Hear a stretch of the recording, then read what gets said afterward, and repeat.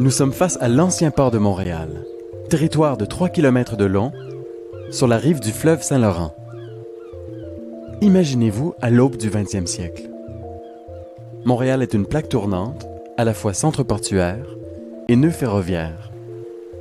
Le port, au service de la ville depuis le 17e siècle, se transforme donc radicalement. Il faut comprendre un peu la géographie de Montréal. Montréal qui est très loin à l'intérieur des terres et malgré tout un port de mer. Les navires qui traversent l'Atlantique peuvent se rendre jusqu'à Montréal depuis le milieu du 19e siècle, mais ils ne peuvent pas aller plus loin. Et donc, Montréal est comme un point d'échange où ce qui arrive de l'Ouest canadien, par exemple, pour être expédié en Angleterre, il faut le décharger à Montréal et charger les bateaux vers l'Angleterre. C'est la grande période de colonisation de l'Ouest canadien. Il y a une production de blé considérable qui, tout d'un coup, en l'espace de quelques années, est disponible pour être expédié en Angleterre. Et donc, il faut, à Montréal, refaire tout le port. En quelques années, ce qu'on appelle aujourd'hui le vieux port, c'est en fait le port du début du 20e siècle qui est aménagé avec des quais surélevés, des élévateurs à grains, des systèmes de transbordement du grain, des élévateurs vers les bateaux. Traversez la voie ferrée juste devant vous et faites une trentaine de mètres.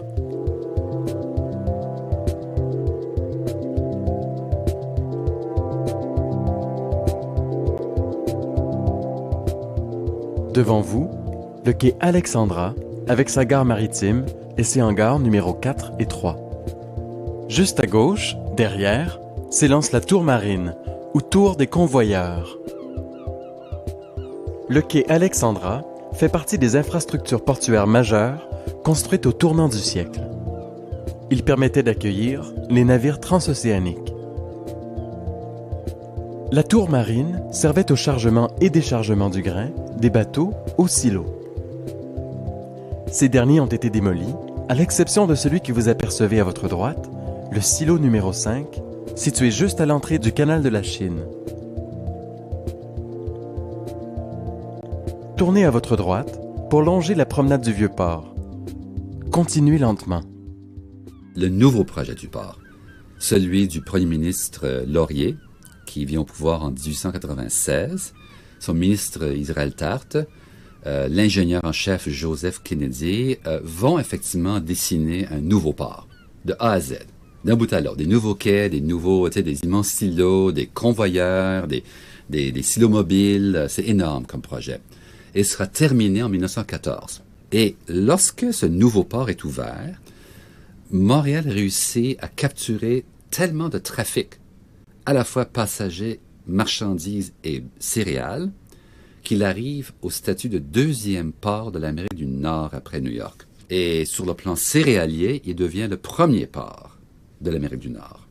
Mais pour les passagers, des paquebots, et pour les marchandises générales, il est le deuxième port après New York à partir de 1914.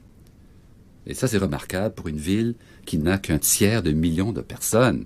Tous ces compétiteurs ont du double au quadruple, au décuple de population, et Montréal arrive à ce deuxième niveau de statut. Vous remarquerez un peu plus loin, à votre droite, un mât avec le drapeau canadien. Il signale l'intersection avec la rue Saint-Pierre. Arrêtez-vous à cette hauteur, le long de l'eau. Mais Montréal aussi était le point d'arrivée des produits manufacturés britanniques et européens qui s'en venaient au Canada. Ça passait par Montréal, puis là, on les mettait sur des trains pour aller en Ontario ou dans l'Ouest canadien.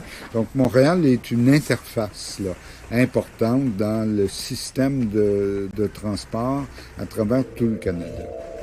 Depuis, le port a bien changé. Dès les années 60, il perd son statut de grand port du Canada. En 1959, l'ouverture de la voie maritime du Saint-Laurent permet aux navires de grand tonnage de contourner les rapides de la Chine et de pénétrer dans le continent. L'activité portuaire ralentit, l'évolution technologique, le besoin d'expansion du transport des marchandises imposent un déplacement des fonctions portuaires vers l'est de la ville. Le site et ses grandes infrastructures, ces grands quais construits au début du 20e siècle, sont désaffectés. Ce n'est qu'une décennie plus tard qu'on se penche sur l'avenir du territoire du port. Après un intense débat public et de nombreuses propositions d'aménagement, on retient une option: valoriser le patrimoine portuaire, tout en créant un espace public et une porte sur le fleuve. L'architecte Aurel Cardinal, qui fut associé au projet, nous parle de la revitalisation magistrale du vieux port. Prenez le temps de regarder autour de vous.